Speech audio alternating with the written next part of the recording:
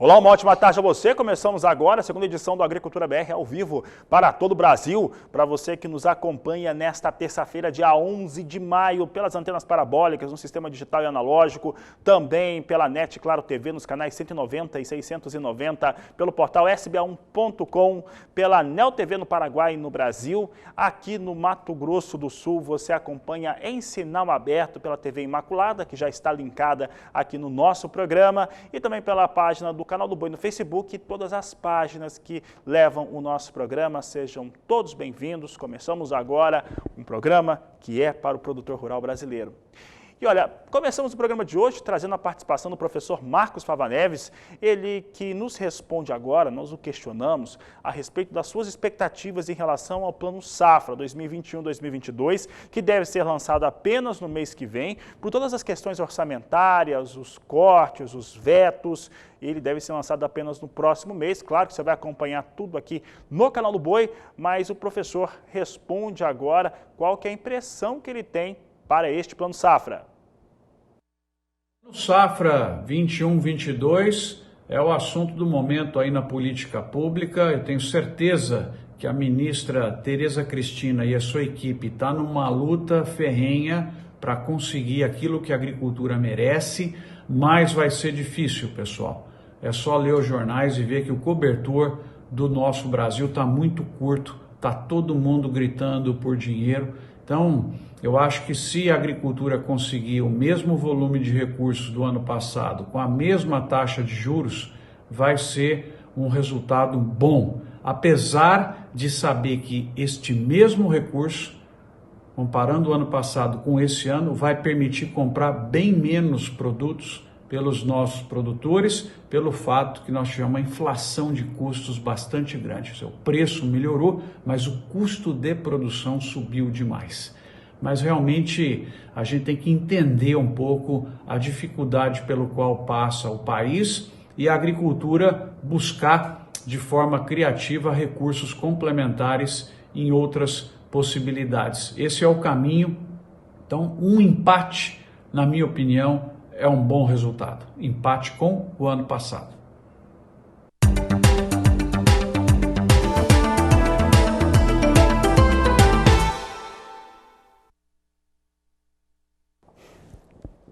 O Agricultura BR fala agora a respeito da comercialização de soja lá no estado do Mato Grosso. Os números foram atualizados pelo Instituto Mato Grossense de Economia Agropecuária, o IMEA, e trouxe números que mostram uma safra que já está bem comercializada, mas abaixo dos números que foram apresentados no último ano, na mesma época. Você acompanha comigo agora os dados do IMEA até esse começo do mês de maio. Nós temos aqui números para a média dos últimos 5 anos, 78,3% da safra na média dos últimos 5 anos havia sido comercializada.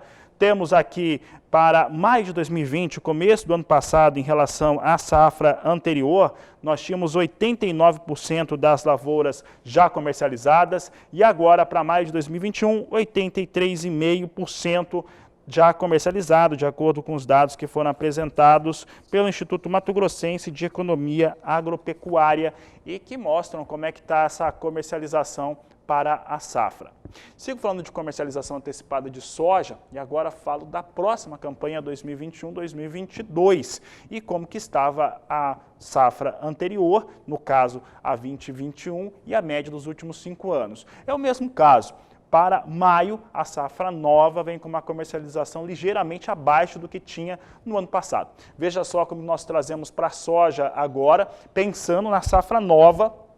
A média dos últimos 5 anos para esse período é de 14,9%. Temos no ano passado 37,3%, aí uma diferença um pouco maior e pouco mais de 9 pontos percentuais acima do que nós temos a safra 21 e 22, 2021-2022, comercializada atualmente, com 27,7%. Esses são os números para a comercialização da soja no estado de Mato Grosso.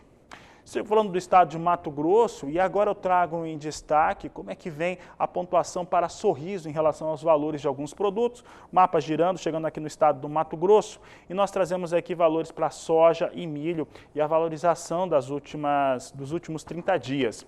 A saca de soja vem com valor médio de R$ 168,00 a saca, com uma alta de 6,33%. Já o milho em Sorriso, no Mato Grosso, vem com R$ 84,50, milho subindo bem forte, 12,67% de elevação para os negócios com milho, de acordo com os números da Bolsa Brasileira de Mercadorias, a BBM.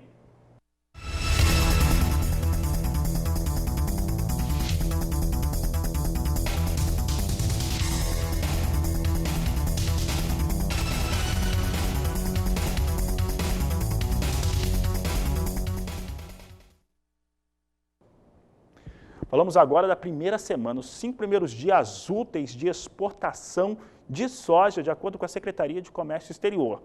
E se o mês de abril teve aquela disparada, né, teve um forte volume, mais de 14 milhões de toneladas que foram embarcadas de soja pelas tradings que operam no país, agora o mês de maio começa mais forte também ainda. Nós já temos ali pelo menos metade de tudo que foi exportado em maio do ano passado já foi embarcado por essas tradings aqui do Brasil. Veja agora como é que ficam os números em relação à soja, que eu estou falando de apenas 5 dias úteis, um total de 4.690.000 toneladas. A receita que chama muita atenção, né? Porque a receita chega a 2 bilhões e 80 mil dólares, enquanto que a receita no ano passado era de 4 bilhões e 700 milhões de dólares. Já chega a metade daquilo que nós tínhamos em relação aos dados que foram apresentados no último ano para o mês de maio, no caso de 2020. Então, bastante acelerada essa situação para os negócios e principalmente os embarques de soja. E agora nós vamos falar sobre soja e milho lá nos Estados Unidos, sobre como é que vem o mercado do milho aqui no Brasil. E para falar sobre esse assunto, nós convidamos o Matheus Pereira, ele que é da Pátria Agronegócios, para trazer os dados, as informações de como que, primeiramente, como é que o mercado de soja e milho lá nos Estados Unidos tem se comportado. A semeadura vem bastante adiantada, tanto para soja quanto para milho. Não há condições de solo climáticas adequadas, mas o produtor norte-americano tem cultivado. E ele responde para nós também a respeito da comercialização de milho e o momento atual que tem trazido fortes preocupações. É o que o Matheus agora conversa conosco. Olá, Fabiano! Olá a todos que nos assistem aqui na Agricultura BR. E olha, a safra norte-americana, né, Fabiano, assim como a gente já esclareceu aqui em algumas outras participações contigo, meu caro, é uma safra regular inicialmente, a gente não tem nenhum problema de progresso de plantio, né? Muito pelo contrário. As áreas produtoras de soja e milho hoje nos Estados Unidos, elas estão sob um cenário climático padrão, nada foge das expectativas, né? A gente teve ali algumas semanas atrás alguns burbulhos no mercado brasileiro dizendo que havia preocupações sobre a safra norte-americana, mas a safra norte-americana é concentrada ali apenas para as culturas de algodão, culturas de trigo, que ainda não refletiam nenhum tipo de problema ocasionado sobre as culturas de soja e milho. Então, a gente está vendo um puro reflexo disso, né, onde que essas regiões ali no cinturão agrícola, que concentra quase 80% de toda a produção nacional de soja e milho, o cinturão agrícola norte-americano segue estável. Esse ritmo, né, que a gente tem observado, que já ultrapassou 60% da área semeada de milho nos Estados Unidos e ultrapassou 40% da área semeada de soja, são ritmos ali fortes, né? Um pouco acima do que se observou no passado, muito acima da média dos últimos 5 anos e que de fato reflete todo esse cenário que já é esperado. Agora, pessoal, não é porque estamos tendo um progresso de plantio saudável nos Estados Unidos que o mercado no atual cenário refletiria quedas, muito pelo contrário. Hoje, o mercado internacional de soja e milho, ele continua sob a retórica de que a demanda, não só para exportação, mas para consumos domésticos, estão muito mais além do que a capacidade de crescimento de oferta. Então hoje, os Estados Unidos vivem sobre uma falta, né, uma disfunção de oferta, de produção, mesmo que a gente tenha uma safra regular lá em solo norte-americano. Então a gente precisa agora, o mercado tem nos sinalizado que a única solução para esses preços que continuam sendo empilhados em alta seriam preços ainda mais altos para desestimular o lado da demanda, uma vez que a gente não tem conseguido acelerar o lado da oferta no ritmo necessário para comportar a agressividade de compras. E o mesmo serve aqui para o Brasil, pessoal, só que com alguns detalhes diferentes. Aqui no Brasil a gente vem não só sofrendo sob essa mesma retórica de que a demanda está muito acelerada, né? Quando falando agora especialmente de milho, que é o foco da atenção, nosso milho safrinha tem uma demanda muito acelerada tanto para consumo doméstico quanto para exportação, só que a gente vem agora vivendo da disfunção de oferta. A gente vem quebrando ali, são várias regiões hoje que passam por problemas climáticos, né? Especialmente Mato Grosso do Sul, está bem já judiado a qualidade das lavouras. Alguns dos clientes pátrias já no Mato Grosso do Sul já nos relatam que há talhões irrecuperáveis, onde não há reversão nenhuma. Mesmo cenário para algumas regiões do oeste paranaense, regiões de São Paulo, regiões do sul do Mato Grosso e estado de Goiás, juntamente com o Triângulo Mineiro. Então, apesar da gente ter hoje alguns relatos de safra saudáveis ali na BR-163 Norte, no Mato Grosso, juntamente com a Rondônia também, que vem presenciando uma safra saudável de safrinha, né? Uma safrinha saudável de milho, a gente tem a grande maioria do Brasil que vem sofrendo drasticamente com o corte de produtividade sobre a falta de chuvas. Então, não só uma demanda muito aquecida, pessoal, mas também a gente vive agora uma quebra de oferta, uma quebra de produção, o que resultaria aí em novas altas aos preços do milho, que é o puro reflexo do mercado agora e que deverá continuar sendo reflexo do mercado para essas próximas semanas, se não meses, se não anos, até a gente ter uma nova safra sendo semeada aqui no Brasil, com projeções saudáveis, né? Então, por enquanto, o cenário é de queda de oferta, é de expansão de demanda, o que reflete exclusivamente em novas altas nos preços do milho aqui também no Brasil. Foi essa a mensagem, Fabiano. Um grande abraço a ti e um grande abraço àqueles que nos assistem. Tá aí o Matheus Pereira, um grande abraço, Matheus e a toda a equipe da Pátria Agronegócios participam regularmente aqui no nosso programa Agricultura BR. Vamos dar uma olhada agora como é que vem soja na Bolsa de Chicago. Você acompanha comigo os números das posições de mais curto prazo e a forte recuperação.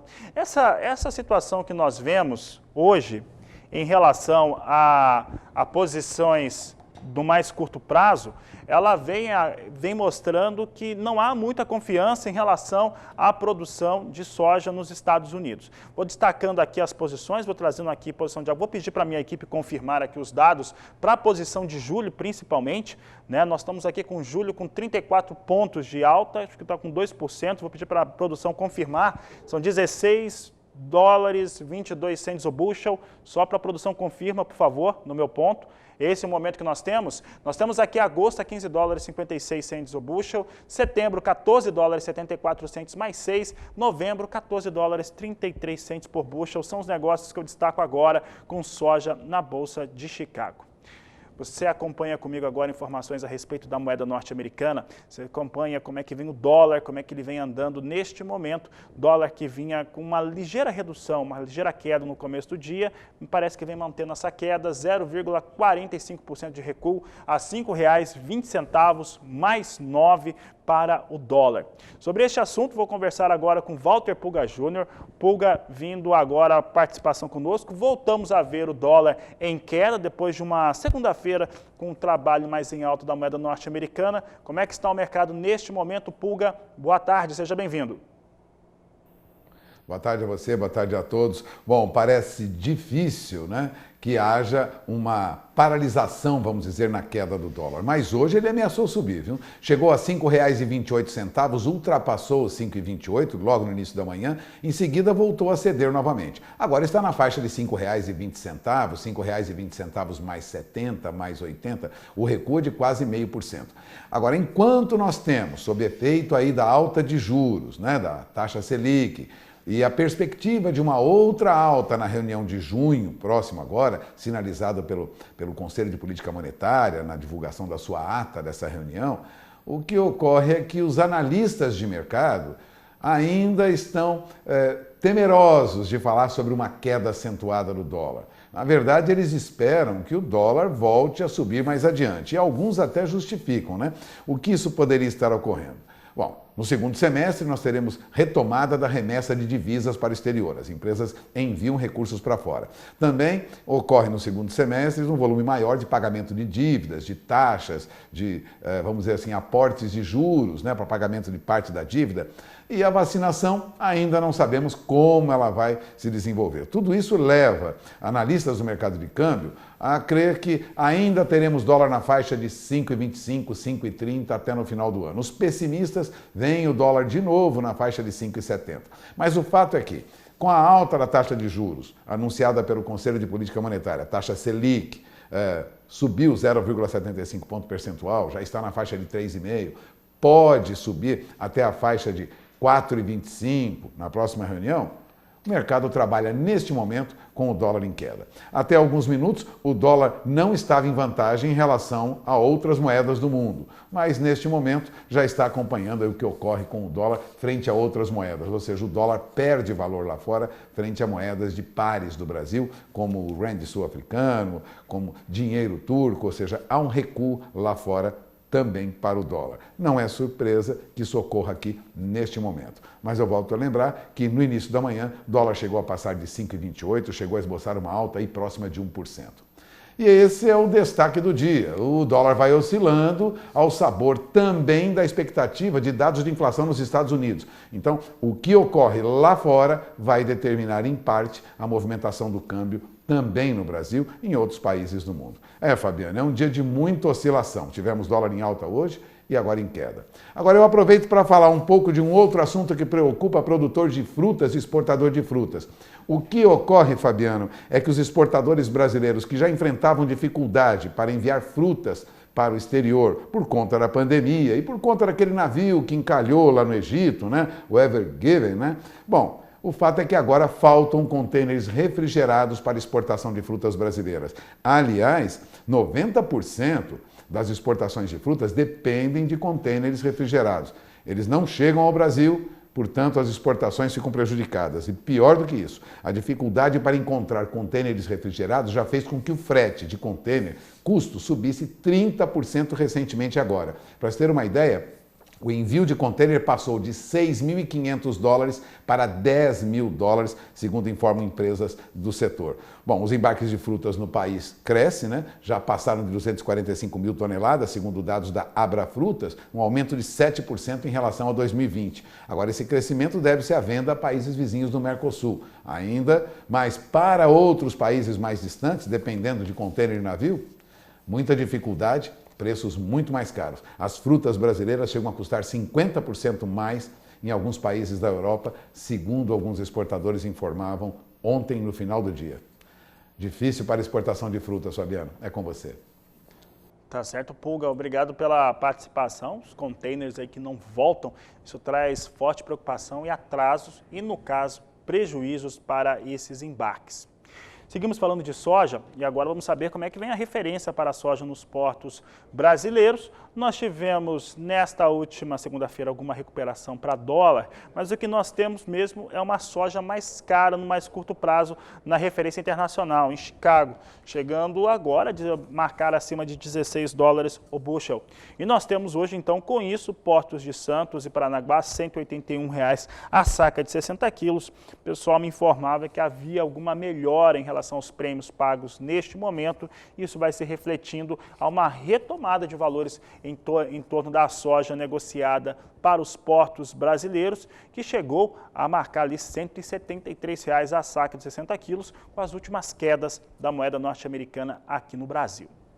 E a seguir no Agricultura BR eu falo sobre milho, falo sobre comercialização do milho mato-grossense. Você vai saber também como é que vem se posicionando o mercado com a relação de oferta aqui no Brasil. Lembrando que amanhã, nesta quarta-feira, nós vamos ter Conab falando sobre safra brasileira e há muita curiosidade para saber o que a Conab vai falar dessa vez em seu levantamento. Nós vamos para o intervalo comercial, você aproveita para entrar em contato conosco. Nosso contato pelo WhatsApp é o 67991733737. Eu volto já.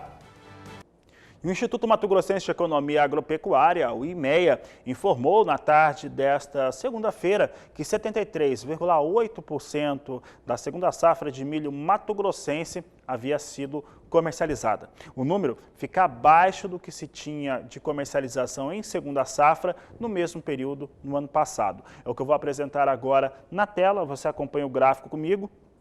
A média é de 81%, enquanto que temos aqui um número de 81,99%, 82% arredondando, que é o que acontecia no começo de maio do ano passado, agora vindo para 73,8% para esse começo de maio de 2021, se referindo à segunda safra da campanha 2021, de acordo com os números do Instituto Mato Grossense de Economia Agropecuária. Há muita preocupação, os preços são muito bons, né? Nós mostramos na abertura do programa que a alta no Mato Grosso, lá na cidade de Sorriso, passa de 12% nos últimos 30 dias para a saca de milho, mas há muita incerteza em relação a resultados de produção por conta dos fatores climáticos. Além disso, o produtor também aguarda um pouco mais para comercializar, porque há uma tendência real de quebra, de perda de produtividade em todo o Brasil e, com isso, de preços mais altos.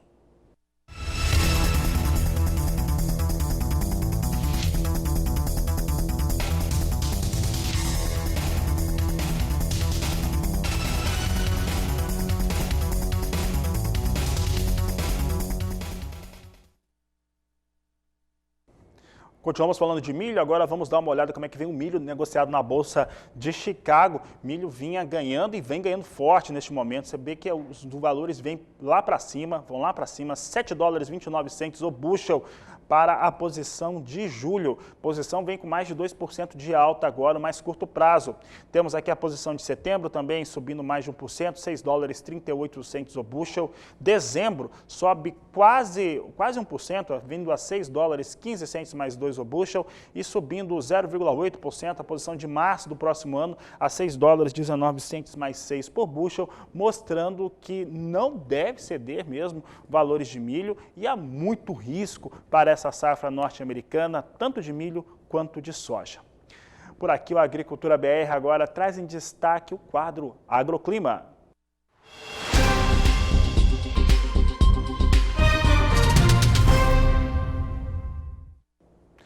Parece que deve chegar uma nova frente fria entrando pelo sul do Brasil. Quem fala a respeito deste assunto é Renata Ferreira.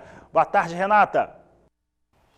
Boa tarde, Fabiano. Boa tarde a todos que acompanham a Agricultura BR. Uma nova frente fria avança pela região sul do país. E esse sistema, diferente da semana passada, Fabiano, passa rapidamente pelo Rio Grande do Sul e atua um pouco mais entre Santa Catarina e sul do Paraná. A chuva, lógico, é muito bem-vinda à maior parte das culturas. Ao longo da semana teremos aí uma boa recuperação hídrica nas primeiras camadas de solo. Em Santa Catarina, os índices entre 10% e 20%. Do sul do Paraná, reposição em torno de 10% ao longo da semana. Em Cascavel, no Paraná, previsão de chuva hoje e amanhã com acumulados acima aí de 30 milímetros. No final de maio, também a nova expectativa de chuva na região por volta do dia 28. Após a chuva, as temperaturas entram em declínio. Previsão de geada amanhã e quinta-feira na campanha gaúcha e pontos de Serra Catarinense e também gaúcha. Na região norte, a chuva que já foi volumosa ao longo do final de semana continua caindo de forma persistente entre o norte do Amazonas, Roraima e pontos do norte do Pará e Amapá. Agora, no Tocantins, o tempo segue firme. No Nordeste, a chuva vem em áreas costeiras, o que inclui quase todas as capitais. Altos volumes são previstos aí para Maceió e Recife. A chuva fica mais intensa, sobretudo à noite. Áreas produtoras do Cealba também serão beneficiados aí com essa chuva ao longo da semana. Já no centro-oeste e sudeste, a longa estiagem de abril agravou a situação da segunda safra de milho em boa parte do centro-sul do país.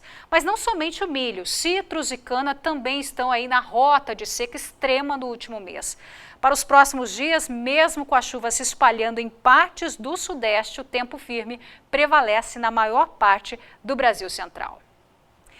É isso, Fabiano. Daqui a pouco eu volto com mais detalhes da previsão do tempo. É com você. Obrigado, Renata Ferreira. Olha só, vamos falar sobre exportações de carne bovina e soja no estado de Goiás, que dispararam no mês de abril, é o que nos conta Valdir Pacheco.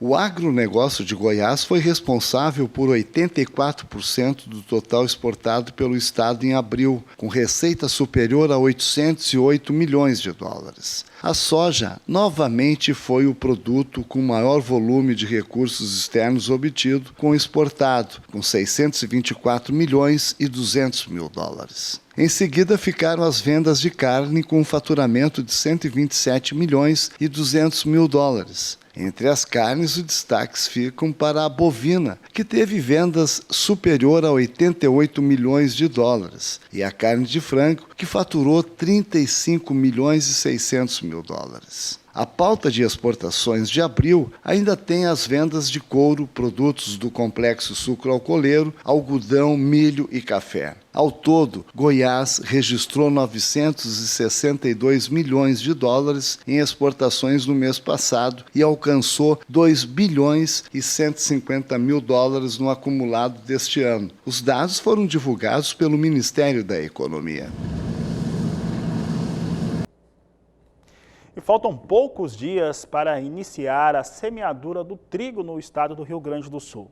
As expectativas são muito boas, mercado vem pagando melhor e há essa estimativa de boa produtividade. É o que nos conta a repórter Viviane Lara. O cenário de comercialização do trigo, bem acima do preço mínimo, estimulou muitos produtores a investir mais na cultura. A expectativa das entidades do setor é para uma área acima de 1 milhão de hectares em 2021. E durante muitos anos teve-se que buscar a ajuda do governo federal, porque o preço recebido pelos produtores estava abaixo do preço mínimo. Hoje, muito antes pelo contrário, os preços estão bem acima de preço mínimo e o preço praticado hoje, de aproximadamente R$80, está muito acima dos R$ 48,85, que é o preço mínimo, que teve agora esse preço reajustado para a safra 21-22. E em relação ao ano passado, nós tivemos um incremento de preço médio de mais de 90%. Então, trigo do preço do ano passado médio com esse atual, mais de 90%. A redução da importação de trigo por parte dos moinhos reflete em maior procura pelo cereal produzido no estado gaúcho, o que demonstra maior qualidade do produto, beneficiando a cadeia como um todo. O Rio Grande do Sul gradativamente vem consumindo mais trigo gaúcho no seu processo de moagem, em detrimento de trigo importado, principalmente da Argentina. O que isso quer dizer? Que nós estamos hoje com excelente qualidade no trigo e isso dá um conforto para os moinhos gaúchos e brasileiros que, em tendo trigo brasileiro de qualidade, eles vão ser absorvidos pelos moinhos, tanto gaúcho quanto nacional. Nós temos um grande espaço para atender esta demanda. Se nós consumimos 12 milhões a nível de Brasil e produzimos 6, nós temos espaço para crescer, fruto da produtividade com qualidade principalmente. Considerando que nós temos aí também um trabalho muito forte, principalmente no processo desta BR dos mares, aí, que vai facilitar levar trigo gaúcho para outros estados da federação, que hoje são atendidos por caminhão, isto por si só também é um cenário bastante favorável, porque nós poderemos produzir trigo aqui na metade sul e levar para o resto do Brasil.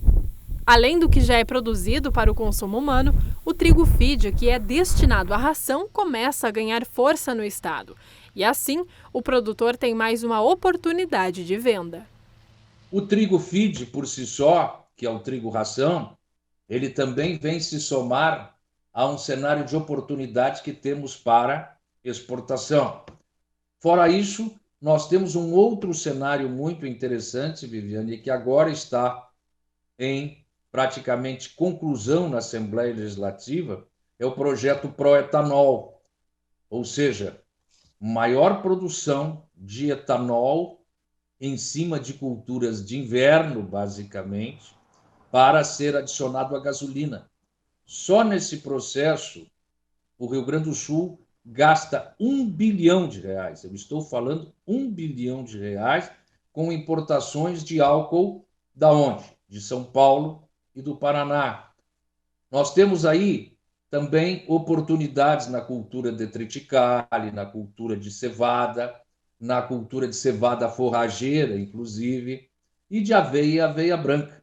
São estas culturas que a Farsul está trabalhando, junto com a Embrapa Trigo de Passo Fundo, junto com a Embrapa de Suínos e Aves de Concórdia, e inclusive com as Embrapas da metade sul, ou de Bagé, ou de Pelotas, para que se aumente as ofertas de culturas de inverno, que na falta de milho, e que hoje está rompendo a barreira dos R$90, pode ser substituído na ração por algumas culturas de inverno. Então, isso é um cenário muito importante.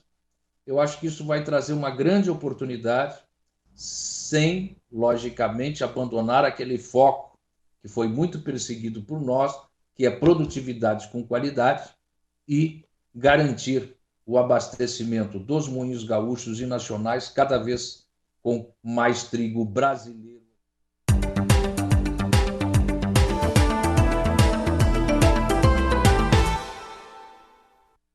E agora falamos sobre café. Você vai acompanhar comigo agora como é que vem os negócios no mercado futuro de arábica lá na Bolsa de Nova York. Temos movimento de alta e todas as posições acima de $1,50. Posição de julho, $1,50 mais 20 a libra peso. Setembro, $1,52 mais 15. Dezembro, $1,54 mais 65. Março, $1,56 mais 90 por libra peso. São as posições de curto prazo negociadas com café arábica neste momento.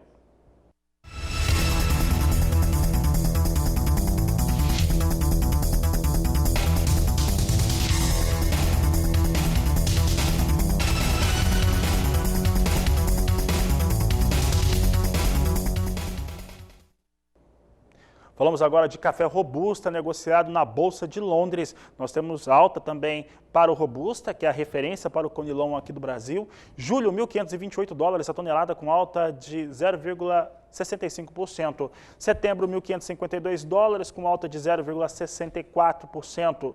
Novembro, subindo quase 1% para $1.573, enquanto que janeiro do próximo ano com $1.578 a tonelada, alta de 0,44%.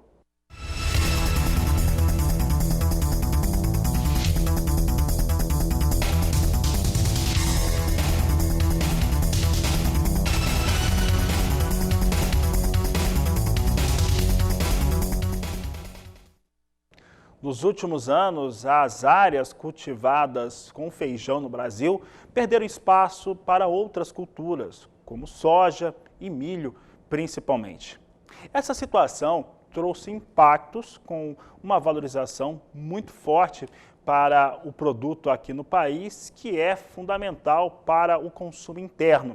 Este e outros assuntos ligados à produção de feijão foram tema dessa entrevista realizada pela jornalista Sara Kirchhoff com Marcelo Liders, ele que é do IBRAF, Instituto Brasileiro de Feijão e Pulses. Acompanhe.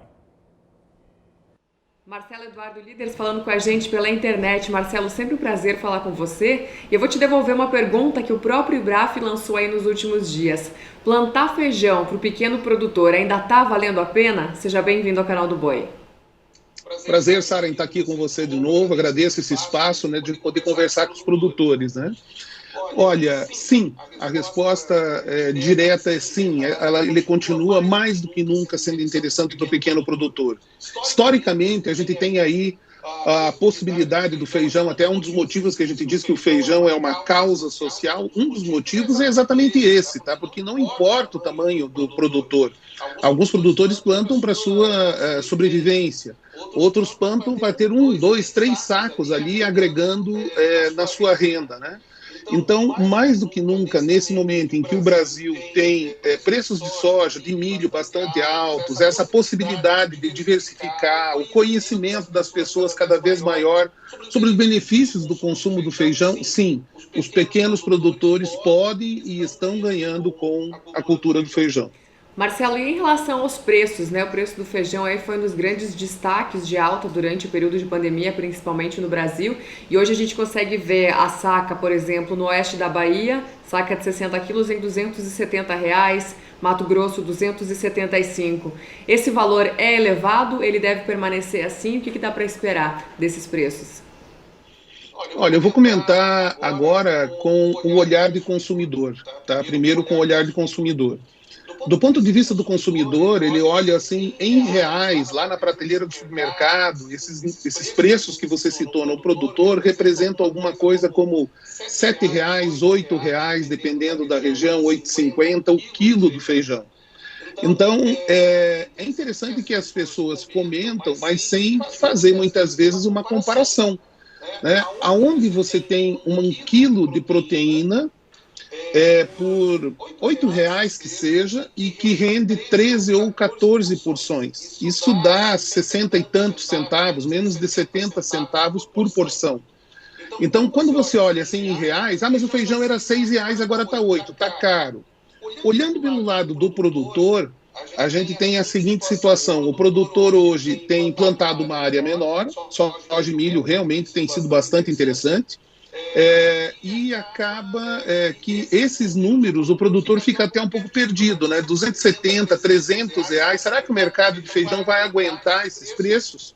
Então agora a gente puxa de novo o raciocínio lá do consumidor de que não existe proteína mais barata, né? A imprensa que fala com o nosso consumidor e tenta chamar a atenção de que está muito caro, né? E é o escândalo que querem fazer em cima, mas não existe outra proteína mais barata. Os preços corrigiram, os custos dos insumos corrigiram. E então, sim, a gente tem os preços com valores mais altos. Eu acredito particularmente que esse ano, entre outros motivos, por causa da área menor, em virtude da soja e do milho, o feijão vai continuar sendo bastante rentável. Inclusive, um número aí que a gente começa a ver que é um piso, é exatamente esse número que você citou, vai dos 270, 280 aos 310, né, por feijão carioca, por feijão preto, né, esse é o nível de preço que a gente tem visto. Marcelo, falando do feijão preto, rapidamente, houve um aumento na procura por ele, né? Tem algum risco de faltar ou não? Olha, eu estou começando a confirmar hoje algumas notícias. Algumas empresas empacotadoras que têm 3, 4 variedades de feijões na sua pauta, na sua lista, suspenderam a venda de feijão preto. Por quê? Porque nós temos lavouras para serem colhidas, mas a colheita está atrasada. Então atrasou, não é negócio trazer da Argentina agora, tem que esperar sair e agora tem que esperar um pouco para ter o produto aqui. Eu acredito que ele vai continuar também aí nesses níveis de piso de 280 a 300 reais. Durante o ano a gente vai trazer feijão da Argentina, mas durante todo o ano todos os feijões vão estar valorizados, pelo menos até fevereiro, março do ano que vem. Entendido. Marcelo, mais uma vez, muito obrigada pela sua participação aqui com a gente. Sempre um prazer falar contigo. É sempre muito bom falar com você também, Sara. Uma boa semana de trabalho. Para nós. Esse foi então Marcelo Eduardo Líderes, presidente do IBRAF, Instituto Brasileiro de Feijão e Pulses, e também corretor da Concor Corretora, associada aqui à Bolsa Brasileira de Mercadorias. De São Paulo, Sara Kirchhoff. Momentos finais dessa edição do Agricultura BR, acompanhe comigo como é que vem soja. A soja vem com uma alta forte e expressiva no momento. Nós temos aqui julho, a posição de mais curto prazo e de maior liquidez, com quase 2% de alta neste momento, 16 dólares 19 cents o bushel. Agosto, 15 dólares 54 cents por bushel. Setembro, já precificando a nova safra norte-americana, com 14 dólares 72 cents mais 2 o bushel, 1,2% de alta. E novembro, com 14 dólares 30 cents o bushel, também precificando nova safra, alta acima de 1%. Dólar comercial que você acompanha comigo aqui no Agricultura BR, não tem a moeda norte-americana, R$ 5,21 mais 4, vai recuando 0,35%, mas a queda hoje já foi maior para o dólar. Com essas informações, eu vou encerrar essa edição do Agricultura BR e volto logo mais. Volto às 16 horas no horário de Brasília, na nossa terceira edição. Desejo a todos uma ótima tarde, um grande abraço e até mais!